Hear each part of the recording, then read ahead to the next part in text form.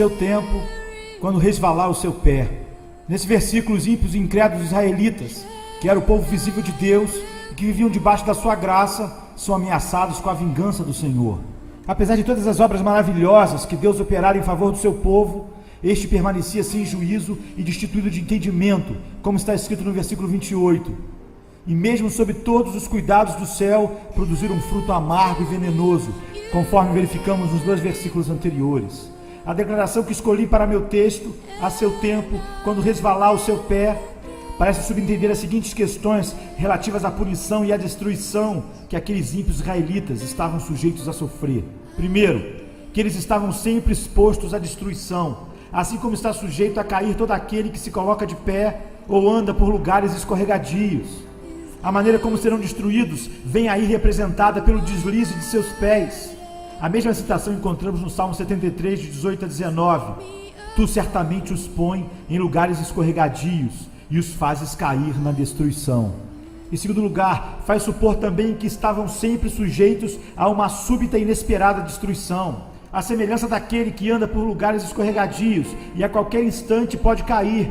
O ímpio não consegue prever se no momento ficará de pé ou se em seguida cairá. Quando cai, cai subitamente, sem aviso, como está escrito também no Salmo 73, 18 e 19. Tu certamente os põe em lugares escorregadios e os fazes cair na destruição. Como ficam de súbito assolados, totalmente aniquilados de terror. Em terceiro lugar, outra coisa implícita no texto é que os ímpios estão sujeitos a cair por si mesmos, sem serem derrubados pelas mãos de outrem, pois aquele que se detém ou anda por terrenos escorregadios não precisa de mais do que o seu próprio peso para cair por terra. 4. E também a razão pela qual ainda não caíram e não caem é por não haver chegado ainda o tempo determinado pelo Senhor, pois está escrito que quando este tempo determinado ou escolhido chegar, seu pé irá resvalar, e então serão entregues à queda, para a qual já estão predispostos por causa do próprio peso. Deus não os susterá mais em lugares escorregadios, mas vai deixá-los sucumbir. Então, nesse exato momento, cairão em destruição, à semelhança daqueles que transitam em terrenos escorregadios, à beira de precipícios, e não conseguem se manter de pé sozinhos, caindo imediatamente e se perdendo ao serem abandonados. Eu insistiria agora no exame maior das seguintes palavras: não há nada, a não ser a boa vontade de Deus, que impeça os ímpios de caírem no inferno a qualquer momento. Por mera boa vontade de Deus, me refiro à sua vontade soberana, ao seu livre-arbítrio, o qual não é restringido por nenhuma obrigação, nem tolhido por qualquer tipo de dificuldade. Em última análise, sob qualquer aspecto, nada, exceto a vontade de Deus, tem poder para preservar os ímpios da destruição por um instante sequer. A verdade dessa observação transparecerá nas seguintes considerações. 1. Não falta poder a Deus para lançar os ímpios no inferno a qualquer momento. A mão dos homens não é suficientemente forte quando Deus se levanta.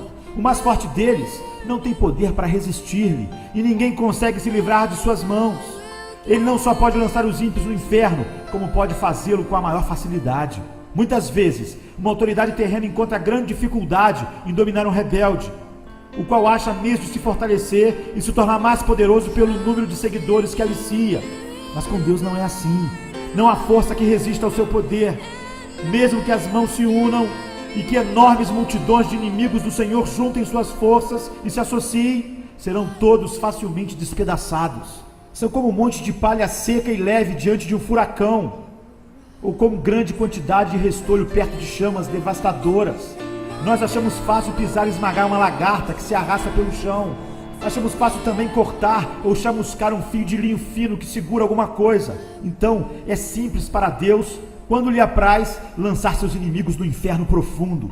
Quem somos nós que imaginamos poder resistir àquele ante cuja repreensão a terra treme e perante quem as pedras tombam? 2. Eles merecem ser lançados no inferno. Assim, a justiça divina não se interpõe no caminho dos ímpios, nem faz objeção pelo fato de Deus usar seu poder para destruí-los a qualquer momento. Muito pelo contrário, a justiça fala assim da árvore que produz frutos maus: pode cortá-la. Para que está ela ainda ocupando inutilmente a terra? A espada da justiça divina está o tempo todo erguida sobre as suas cabeças, e somente a mão de absoluta misericórdia e a mera vontade de Deus podem detê-la. 3. Os ímpios já estão debaixo da sentença de condenação ao inferno. Eles não só merecem ser lançados ali, mas a sentença da lei de Deus, esse preceito de eterna e imutável retidão que o Senhor estabeleceu entre si mesmo e a humanidade, também se coloca contra eles, e assim os mantém. Portanto, tais homens já estão destinados ao inferno. O que não crê já está julgado. Assim, todo impenitente pertence verdadeiramente ao inferno. Ali é o seu lugar, ele é de lá. Como temos em João 8,23, vós sois cá de baixo, e para lá é destinado. Este é o lugar que a justiça, a palavra de Deus e a sentença da sua lei imutável reservam para ele. 4. Assim sendo, eles são objetos da ira e da indignação de Deus, que se manifesta através dos tormentos do inferno. E a razão de não descer ao inferno agora mesmo não é pelo fato do Senhor, em cujo poder se encontram, estar menos irado com eles no momento, ou pelo menos não tão encolerizado como está com aquelas miseráveis criaturas a quem ele atormenta no inferno, as quais experimentam e sofrem ali a fúria da sua indignação. Sim, Deus se acha muito mais furioso com um grande número de pessoas que está vivendo na terra agora, talvez de modo mais tranquilo e confortável, do que com muitos daqueles que estão experimentando as chamas do inferno. Portanto, a razão por que Deus ainda não abriu a sua mão e os liquidou, não é por ele não se importar com as suas iniquidades, ou não se ofender. O Senhor não se parece com eles, embora pensem que sim. A fúria de Deus arde contra eles, sua condenação não demora. O abismo está preparado, o fogo está pronto, a fornalha incandescente está ardendo, pronta para recebê-los. As chamas vermelhas queimam, a espada luminosa foi afiada e pesa sobre suas cabeças, o inferno abriu a sua boca debaixo deles. 5. O diabo está pronto a cair sobre os ímpios, para apoderar-se deles como coisa sua, no momento em que Deus o permitir. Eles lhe pertencem, suas almas encontram-se em seu poder e sob seu domínio. As Escrituras os apresentam como propriedade de Satanás. Os demônios os espreitam, estão sempre ao seu lado, à sua direita, esperando por eles como leões esfomeados e enfurecidos que veem a presa, aguardando a hora de agarrá-la, mas são restringidos por enquanto. Se Deus retirasse sua mão, a qual os refreia, eles cairiam sobre as suas pobres almas no instante. A velha serpente está pronta a dar o bote, o inferno escancar a sua boca para recebê-los, e se Deus permitisse, seriam rapidamente engolidos e consumidos. 6. Nas almas dos pecadores reinam aqueles princípios diabólicos que os faria arder agora mesmo no inferno, se não fosse a restrição imposta por Deus. Existe na própria natureza carnal do homem uma potencialidade alicerçando os tormentos do inferno. Há aqueles princípios corruptos que agem de maneira poderosa sobre eles, que só dominam completamente e que são sementes do fogo do inferno. Esses princípios são ativos e poderosos, de natureza extremamente violenta, e se não fosse a mão restringidora do Senhor sobre eles, seriam logo destruídos. Iriam arder em chamas da mesma forma que a corrupção e a rebeldia fazem arder os corações das pessoas condenadas, gerando nelas os mesmos tormentos. As almas dos ímpios são comparadas às Escrituras com um mar agitado. Por enquanto, Deus controla as iniquidades deles pelo seu imenso poder, como faz com as ondas enfurecidas do mar, dizendo: virão até aqui, mas não prosseguirão. Mas se Deus retirasse deles o seu poder refreador, seriam todos tragados por elas. O pecado é a ruína e a miséria da alma. Ele é destrutível pela própria natureza. E se Deus o deixasse sem controle, não seria preciso mais nada para tornar as almas humanas absolutamente miseráveis. A corrupção no coração do homem é algo cheio de fúria incontrolável e sem freio. Enquanto os pecadores viverem aqui, essa fúria será como um fogo reprimido pelas restrições divinas. Ao passo que, se fosse liberada, incendiaria o curso natural da vida. E como o coração é um poço de pecado, este mesmo pecado iria imediatamente transformar a alma num forno incandescente, ou numa fornalha de fogo e enxofre, caso não fosse restringido. 7. O fato de não haver sinais visíveis da morte por perto, não quer dizer que haja por um momento sequer segurança para os ímpios. O fato do homem natural ter boa saúde, de não prever que poderia deixar este mundo num minuto por um acidente, de não haver perigo visível à sua volta, nada disso lhe serve de segurança. Contínuas e inúmeras experiências humanas em todas as épocas nos mostram que não existem provas de que o homem não esteja à beira da eternidade, ou de que seu próximo passo não venha a ser no outro mundo. Os caminhos e meios invisíveis e imprevistos de chegar lá são incontáveis e inconcebíveis. O homem não convertido caminha por cima das profundezas do inferno, sobre uma superfície frágil onde existem várias áreas quebradiças, também invisíveis, as quais não conseguirão aguentar o seu peso. As flechas da morte voam ao meio-dia sem serem vistas. O olhar mais atento não pode distingui-las. Deus tem muitas maneiras diferentes e misteriosas de tirar os homens pecadores do mundo e despachá-los para o inferno. Não há nada que faça crer que o Senhor precise de ajuda, de um milagre, ou que necessite se desviar do curso natural da sua providência para destruir qualquer pecador a qualquer momento. Desde que todos os meios para fazer os ímpios deixarem este mundo estão de tal forma nas mãos de Deus, tão absoluta e universalmente sujeitos ao seu poder e determinação, segue-se que a ida dos pecadores para o inferno a qualquer momento depende simplesmente da vontade de Deus, quer usando meios ou não. 8. O cuidado e a prudência dos homens naturais em preservar suas vidas, ou o cuidado de terceiro em preservá-las, não lhes dá segurança por um momento sequer. A providência divina e a experiência humana testificam isso. Existem evidências claras de que a sabedoria dos homens não lhes é segurança contra a morte. Se não fosse assim, haveria uma diferença entre a morte prematura e inesperada de homens sábios e prudentes e dos demais. Mas o que realmente acontece? Como morre o homem sábio? Assim como um tolo. 9. Todo o esforço e artimanha dos ímpios para escaparem do inferno não os livram do mesmo, nem por um momento, pois continuam a rejeitar a Cristo e, portanto, permanecem ímpios. Quase todos os homens naturais que ouvem falar do inferno alimentam a ilusão de que vão escapar dele. Quanto à sua própria segurança, confiam em si mesmos, vangloriam-se do que fizeram, do que estão fazendo e do que pretendem fazer. Cada um traça seu próprio plano, pensa em evitar a condenação e se vangloria e que irá tramar tão bem todas as coisas que seu esquema, com certeza, não falhará. Na verdade, eles ouvem dizer que poucos se salvam e que a maior parte dos homens que já morreram foram para o inferno, mas cada um deles se imagina capaz de planejar melhor a própria fuga do que os outros puderam fazer. Dentro de si mesmos, dizem que não pretendem ir para este lugar de tormento e que pretendem tomar todo o cuidado necessário, esquematizando as coisas de tal forma a não terem possibilidade de falhar. Mas os insensatos filhos dos homens iludem-se miseravelmente quanto a seus próprios planos. A confiança que depositam na própria força e sabedoria é o mesmo que confiar na fragilidade de uma sombra. A maior parte daqueles que antes viveram debaixo da dispensação da graça e agora estão mortos, sem dúvida alguma foram para o inferno. E não é por terem sido menos espertos do que os que ainda estão vivos, nem por terem planejado as coisas de tal forma que não lhes assegurou o escape. Se pudéssemos falar com eles um a um e perguntar-lhes se, quando vivos, esperavam ser vítimas de tamanha miséria, sem dúvida ouviríamos todos dizer: não, eu nunca pensei em vir para cá, eu tinha esquematizado as coisas de maneira bem diferente, pensei que iria conseguir algo melhor para mim, que meu plano era adequado, pensei em me precaver melhor, mas tudo aconteceu de maneira tão repentina. Não esperava por isso naquela época, e nem daquela maneira, mas tudo veio como um ladrão. A morte foi mais esperta do que eu, a ira de Deus foi rápida demais para mim. Oh, maldita insensatez! Eu me gabava e me deleitava em sonhos vãos quanto ao que faria no futuro. E justamente quando eu mais falava de paz e segurança, me sobreveio uma súbita destruição. 10. Deus não se sujeita a nenhuma obrigação, nem a nenhuma promessa de manter o homem natural fora do inferno por um momento sequer. Ele não faz absolutamente nenhuma promessa de vida eterna, ou de libertação, ou de proteção da morte eterna, senão aquelas que estão contidas na aliança da graça, as promessas concedidas em Cristo, no qual todas as promessas são o sim e o amém.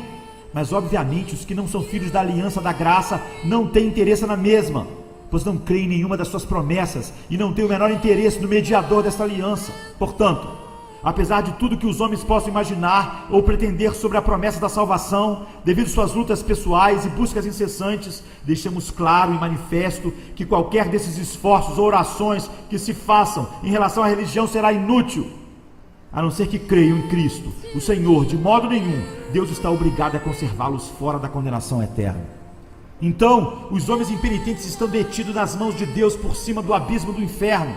Eles merecem um lago de fogo e para ele estão destinados. Deus se acha terrivelmente irritado. Seu furor para com eles é tão grande quanto para com aqueles que já estão agora sofrendo o suplício da fúria da sua ira no inferno. Esses ímpios não fizeram absolutamente nada para abrandar ou diminuir sua cólera. Portanto, o Senhor não está de modo algum preso a qualquer promessa de livramento, nem por um momento sequer. O diabo espera por eles. O inferno já escancarou a sua boca para tragá-los. O fogo latente em seus corações agrava-se agora, querendo explodir.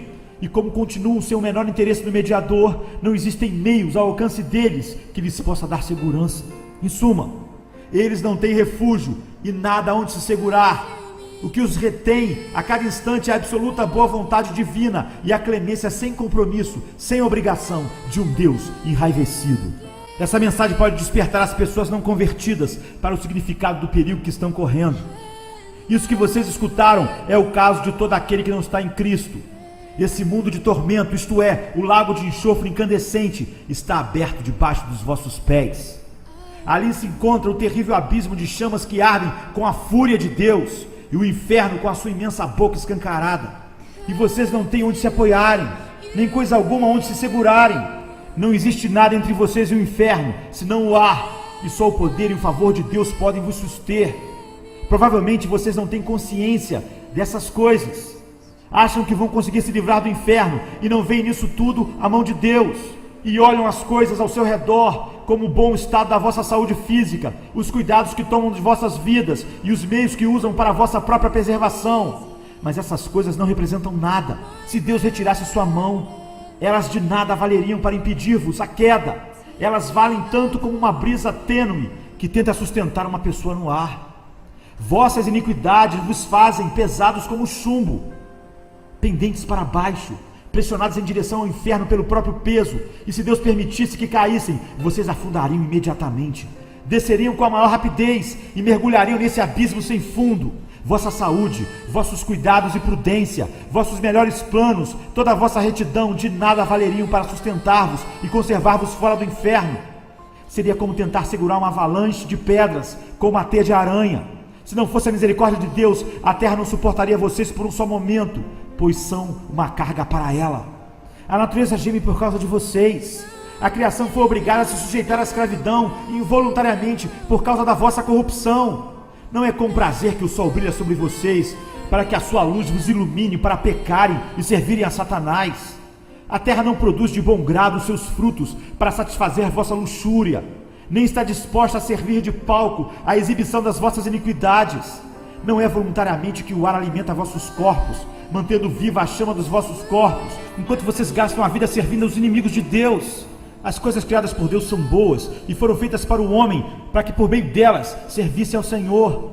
Não é com prazer que prestam serviço a outros propósitos e gemem quando são ultrajadas ao servirem objetivos tão contrários à sua finalidade e natureza. E a própria terra vomitaria vocês se não fosse a mão soberana daquele a quem vocês tanto têm ofendido. Eis aí as nuvens negras da ira de Deus pairando agora sobre vossas cabeças, carregadas por uma tempestade ameaçadora, cheia de trovões. Não fosse a mão restringidora do Senhor, elas arrebentariam imediatamente sobre vocês. A misericórdia soberana de Deus, por enquanto, refreia esse vento impetuoso. Do contrário, ele sobreviria com fúria, vossa destruição ocorreria repentinamente, e vocês seriam como palha dispersadas pelo vento. A ira de Deus é como grandes águas represadas que crescem mais e mais, aumentam de volume até que encontram uma saída. Quanto mais tempo a correnteza for reprimida, mais rápido e forte será o seu fluxo ao ser liberada. É verdade que até agora ainda não houve um julgamento por vossas obras mais. A enchente da vingança de Deus encontra-se represada, mas por outro lado, vossa culpa cresce cada vez mais. E dia a dia vocês acumulam mais e mais ira contra si mesmos. As águas estão subindo continuamente, fazendo sua força aumentar mais e mais. Nada, a não ser a misericórdia de Deus, detém as águas, as quais não querem continuar represadas e forçam uma saída. Se Deus retirasse sua mão das comportas, elas se abririam imediatamente, e o mar impetuoso de fúria e de ira de Deus iria se precipitar com furor inconcebível e cairia sobre vocês com poder onipotente. E mesmo que vossa força fosse 10.000 vezes maior do que é, sim, 10.000 vezes maior do que a força do mais forte e vigoroso diabo do inferno, não valeria nada para resistir ou deter a ira divina. O arco da ira de Deus já está preparado e a flecha ajustada em seu cordel. A justiça aponta a flecha para o vosso coração e estica o arco, e nada, senão a misericórdia de Deus, um Deus irado, que não se compromete e a nada se obriga, e impede que a flecha se embeba agora mesmo do vosso sangue. Assim estão todos vocês que nunca experimentaram uma transformação real em vossos corações pela ação poderosa do Espírito do Senhor em vossas almas. Todos vocês que não nasceram de novo, não foram feitos novas criaturas, ressurgindo da morte do pecado para um estado de luz e para uma vida nova, nunca experimentada antes. Por mais que vocês tenham modificado a conduta em muitas coisas e tenham possuído simpatias religiosas, e até mantido uma forma pessoal de religião com vossas famílias e em particular, indo à casa do Senhor, sendo até severos quanto a isso, mesmo assim vocês estão nas mãos de um Deus irado. Somente sua misericórdia vos livra de ser agora, neste momento, tragados pela destruição eterna. Por menos convencidos que vocês estejam agora quanto às verdades ouvidas, no porvir serão plenamente convencidos. Aqueles que já se foram e que estavam na mesma situação que a vossa, percebem que foi exatamente isso que lhes aconteceu, pois a destruição caiu de repente sobre muitos deles, quando menos esperavam e quando mais afirmavam viver em paz e segurança. Agora eles veem que aquelas coisas nas quais puseram sua confiança para obter paz e segurança eram nada mais que uma brisa ligeira e sombras vazias. O Deus que vos mantém acima do abismo do inferno vos abomina. Ele está terrivelmente irritado e seu furor contra vocês queima como fogo. Ele vê vocês como apenas dignos de serem lançados no fogo, e seus olhos são tão puros que eles não podem tolerar tal visão. Vocês são 10.000 vezes mais abomináveis aos seus olhos do que a mais odiosa das serpentes venenosas para os olhos humanos. Vocês o têm ofendido infinitamente mais do que qualquer rebelde obstinado ofenderia a um governante. No entanto, nada, a não ser a sua mão, pode impedir-vos de cair no fogo a qualquer momento. O fato de vocês não terem ido para o inferno a noite passada e de terem tido permissão para acordar ainda aqui neste mundo, depois de terem fechado os olhos ontem para dormir, atribui-se ao mesmo favor. Não existe outra razão porque vocês não foram lançados no inferno ao se levantarem pela manhã, a não ser o fato da mão de Deus ter vos sustentado. E não existe outra razão para que vocês não caiam no inferno neste exato momento. Ó pecador, pense no perigo terrível que se encontra. É sobre uma grande fornalha de furor, sobre um abismo imenso e sem fim, cheio de fogo da ira, que você está pendurado, seguro pela mão de Deus, cujo furor acha-se tão inflamado contra você, como contra muitas pessoas já condenadas no inferno. Você está suspenso por uma linha tênue, com as chamas da cólera divina lampejando à tua volta, prontas para atear em fogo e queimar-te por inteiro. E você continua sem interesse no mediador, sem nada onde se agarrar para poder se salvar, nada que possa afastar as chamas da cólera divina, nada de teu próprio, nada que tenha feito ou possa vir a fazer para persuadir o Senhor a poupar tua vida por um minuto sequer. Considere então mais detidamente vários aspectos dessa cólera que te ameaçam com tão grande perigo. Primeiro, a quem pertence essa ira? É a ira do Deus infinito. Se fosse somente a ira humana, mesmo a do governante mais poderoso, comparativamente seria considerada como coisa pequena. A ira dos reis é bastante temida, principalmente dos monarcas absolutos, que possuem os bens e as vidas de seus súditos inteiramente sob o seu poder, para serem usados quando bem entenderem. Como o bramido do leão é o terror do rei. O que lhe provoca a ira peca contra a sua própria vida. O súdito que enfurece esse tipo de governante arbitrário sofre os maiores tormentos que se possa conceber ou que o poder humano possa afligir. Porém, os maiores principados da terra, em toda a sua grandeza, majestade e poder, mesmo revestidos de seus grandes terrores, não são mais do que vermes débeis e desprezíveis que rastejam no pó quando comparados com o grande e todo-poderoso Criador dos céus e da terra. Mesmo quando estão enraivecidos e sua fúria chega ao máximo, é muito pouco que podem fazer. Os reis da terra são, perante Deus, como gafanhotos, valem menos que nada. Tanto o seu amor quanto o seu ódio são desprezíveis. A ira do grande rei dos reis é muito mais terrível do que a deles, tal como é maior a sua majestade. Digo-vos, pois, amigos meus, não temais os que matam o corpo e depois disso nada podem fazer. Eu, porém, vos mostrarei a quem deveis temer. Temei aquele que, depois de matar, tem poder para lançar no inferno. Sim, digo-vos, a esse deveis temer. Em segundo lugar, é a ferocidade de sua ira que vocês estão expostos. Lemos com frequência sobre a ira de Deus, como por exemplo em Isaías 58:18. Segundo as obras deles, assim retribuirá furor aos seus adversários. E também em Isaías 66:15. Porque eis que o Senhor virá em fogo, e os seus carros como um torvelinho, para tornar a sua ira em furor, e a sua repreensão em chamas de fogo. E assim é em muitos outros lugares da Bíblia. Lemos também em Apocalipse 19:15, o lagar do vinho do furor da ira de Deus Todo-Poderoso. Essas palavras são incrivelmente aterradoras. Se estivesse escrito apenas a ira de Deus, isso já nos faria supor algo bastante temível, mas está escrito o furor da ira de Deus, ou seja, a fúria de Deus, o furor de Jeová. Oh, quão terrível deve ser esse furor! Quem pode exprimir ou conceber o que essas palavras contêm? Mas não é apenas isso que está escrito, e sim o furor da ira de Deus Todo-Poderoso. Essas palavras dão a entender que uma grande manifestação do seu poder onipotente vai acontecer. Através dela, ele infligirá aos homens todo o furor da sua ira. Assim como os homens costumam manifestar sua própria força através do furor da sua ira, a onipotência divina irá, da mesma forma, se enfurecer e se manifestar. Então, qual será a consequência de tudo isso? O que será do pobre verme que vier a sofrer todo este mal?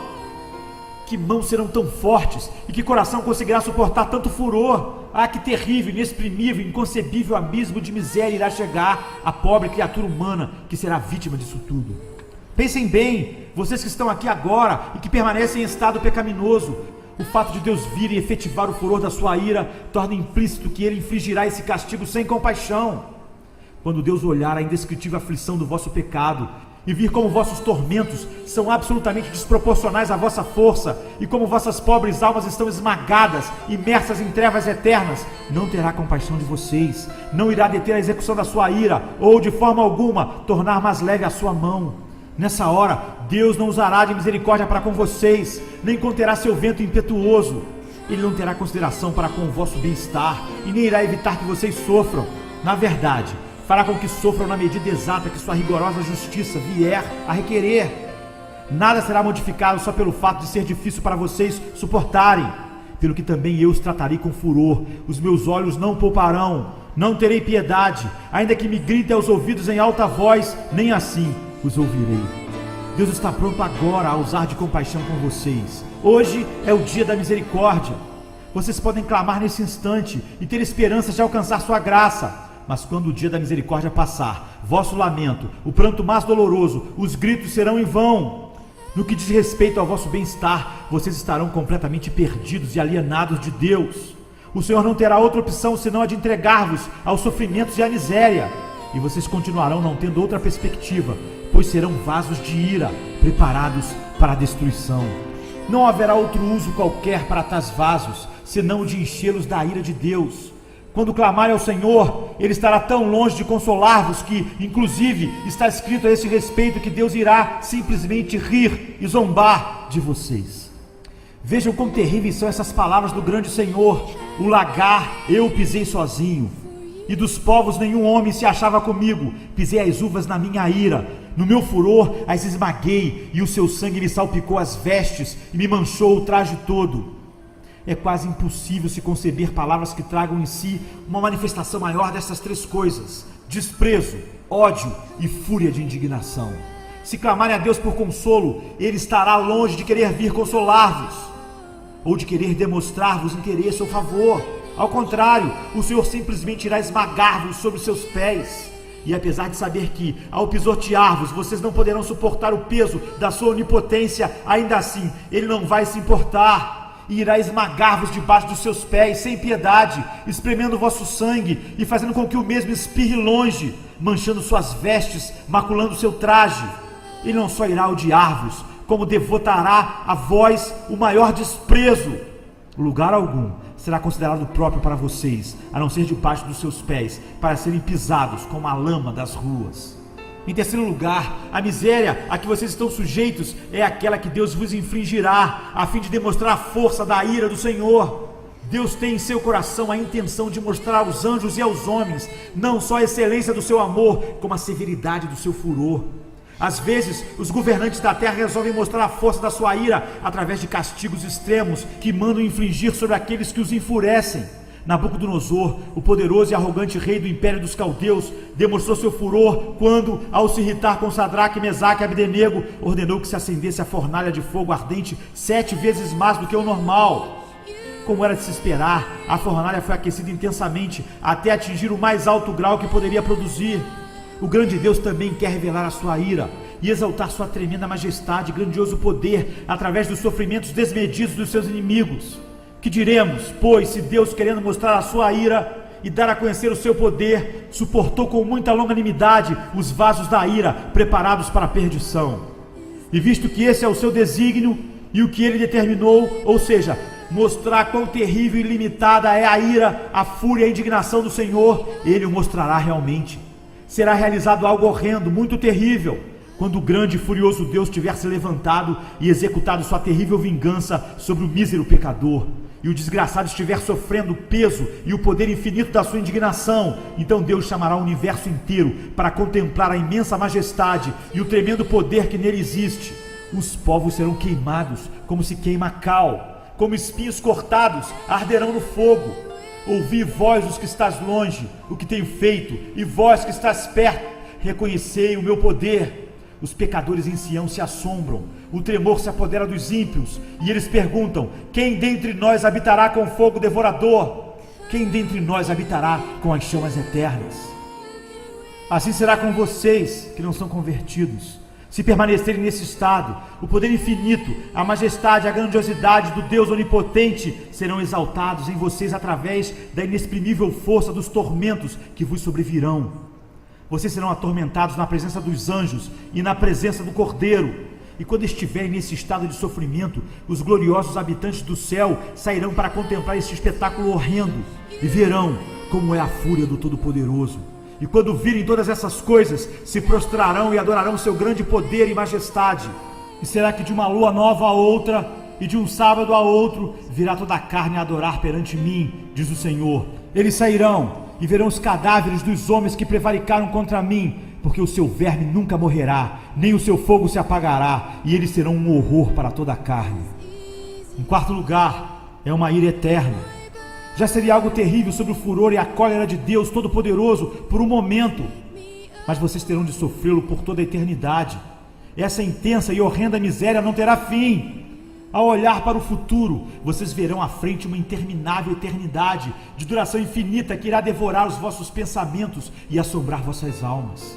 E vocês irão se desesperar com certeza por não conseguirem nenhum livramento, termo, alívio ou descanso para tanta dor. Saberão também que terão de sofrer até a última gota por longos séculos, por milhões e milhões de anos, lutando e pelejando contra essa vingança inclemente e toda poderosa. Então, depois de passar por tudo isso, quando tantos séculos vos tiverem consumido, saberão que tudo não passa apenas de uma gota d'água quando comparado ao que ainda resta. Portanto, vosso castigo será, com certeza, infinito.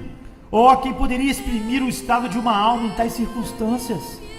Tudo que pudermos dizer sobre o assunto vai nos dar apenas uma débil e frágil visão da realidade. Ela é inexprimível, inconcebível, pois quem conhece o poder da ira de Deus? Que horrendo é o estado daqueles que diariamente, a cada hora, se encontram em perigo de sofrer tamanha ira e infinita miséria. Mas esse é o caso sinistro de toda alma que ainda não nasceu de novo, por mais moral, austera, sóbria e religiosa que seja. Queira a Deus vocês pensassem em todas essas coisas, sejam jovens ou velhos. Há razões de sobra para acreditar que muitos daqueles que ouviram o Evangelho certamente estarão expostos a esse tormento por toda a eternidade. Não sabemos quem são eles, nem o que pensam. Pode ser que estejam tranquilos agora, escutando esta mensagem sem se perturbarem muito, e que estejam até se gabando de que, no caso deles, conseguirão escapar. Se soubéssemos que dentre os nossos conhecidos existe uma pessoa, uma só, sujeita a sofrer tal tormento, como seria doloroso para nós encarar o assunto. Se conhecêssemos essa pessoa, sempre que a víssemos, uma tal visão seria terrível para nós. Iríamos todos levantar grande choro e prantear por sua causa. Mas infelizmente, em vez de uma pessoa só, é provável que muitos se lembrem dessas exortações somente no inferno. E inúmeras pessoas podem estar no inferno em breve tempo, antes mesmo do ano terminar. E aqueles que estão agora com saúde, tranquilos e seguros, podem chegar lá antes do amanhecer. Todos os que dentre vocês continuarem até o fim em estado natural pecaminoso e que conseguirem ficar fora do inferno por mais tempo, estarão lá também, em breve. Sua condenação não tardará, virá de súbito e provavelmente para muitos de vocês de maneira repentina. Vocês têm toda razão em se admirarem de não estar ainda no inferno. É o caso, por exemplo, de alguns conhecidos seus que não mereciam o inferno mais do que vocês e que antes aparentavam ter possibilidade de estarem vivos agora tanto quanto vocês. Para o caso deles já não há esperança. Estão clamando lá em extrema penúria e perfeito desespero. Mas aqui estão vocês, na terra dos vivos, cercados pelos meios de graça, tendo a grande oportunidade de obter a salvação, o que não dariam aquelas pobres almas condenadas, desesperadas pela oportunidade de viver mais um só dia, como que vocês desfrutam neste momento. E agora vocês têm uma excelente ocasião. Hoje é o dia em que Cristo abre as portas da misericórdia de par em par e se coloca de pé clamando e chamando em alta voz aos pobres pecadores. Este é o dia em que muitos estão se reunindo a Ele, se apressando em chegar ao reino de Deus. Inúmeros estão vindo diariamente do norte, sul, leste e oeste. Muitos que estavam até bem pouco tempo nas mesmas condições miseráveis que vocês estão felizes agora, com os corações cheios de amor por aquele que os amou primeiro e os lavou de seus pecados com seu próprio sangue, regozijando-se na esperança de ver a glória de Deus. Como é terrível ser deixado para trás num dia assim, ver os outros se banqueteando enquanto vocês estão penando e se definhando, ver os outros se regozijando e cantando com alegria no coração, enquanto vocês só têm motivos para prantear por causa do sofrimento de seus corações e de lamentar por causa das aflições de vossas almas. Como podem vocês descansar por um momento sequer em tal estado de alma? Será que vossas almas não são tão preciosas como as almas daqueles que dia a dia estão se juntando ao rebanho de Cristo? Não existem, porventura, muitos que, apesar de estarem há longo tempo neste mundo, até hoje, não nasceram de novo, e por isso são estranhos à comunidade de Israel, e nada têm feito durante a vida, a não ser acumular ira sobre ira para o dia do castigo? Ó senhores, o caso de vocês é, sem dúvida, extremamente perigoso. A dureza dos vossos corações e a vossa culpa são imensas. Acaso vocês não veem como geralmente pessoas de vossa idade são deixadas para trás na dispensação da misericórdia de Deus?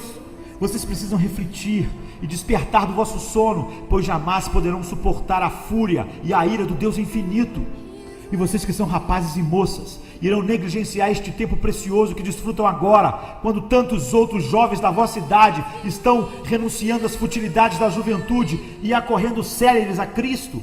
Vocês têm neste momento uma oportunidade, mas se a desprezarem, sucederá o mesmo que agora está acontecendo com todos aqueles que gastaram em pecado os dias mais preciosos da sua mocidade, chegando a uma terrível situação de cegueira e insensibilidade. E vossas crianças, que não se converteram ainda, não sabem que estão indo para o inferno, onde sofrerão a horrenda ira daquele Deus que agora está encolerizado contra vocês dia e noite? Será que vocês ficarão felizes em ser filhos do diabo, quando tantas outras já se converteram e se tornaram filhos santos e alegres do Rei dos Reis? Queira Deus, todos aqueles que ainda estão fora de Cristo, pendentes sobre o abismo do inferno, quer sejam senhoras e senhores idosos, ou pessoas de meia idade, quer jovens ou crianças, que possam dar ouvidos agora aos chamados da palavra e da providência de Deus. Este ano aceitável do Senhor, que é um dia de grandes misericórdias para alguns, sem dúvida será um dia de extremo castigo para outros. Quando negligenciam suas almas, os corações dos homens se endurecem e a sua culpa aumenta rapidamente. Podem estar certos, porém, que agora será como foi nos dias de João Batista. O machado está posto à raiz das árvores, e toda árvore que não produz fruto deve ser cortada e lançada no fogo. Portanto, todo aquele que está fora de Cristo, desperte e fuja da ira vindoura.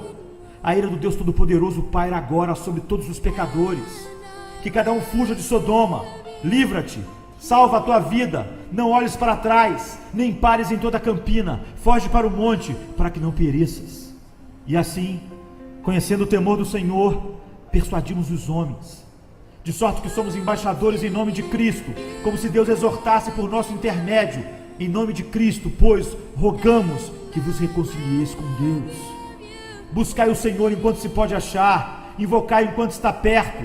Deixe o perverso o seu caminho e o iníquo os seus pensamentos. Converta-se ao Senhor, que se compadecerá dele, e volte-se para o nosso Deus, porque é rico em perdoar.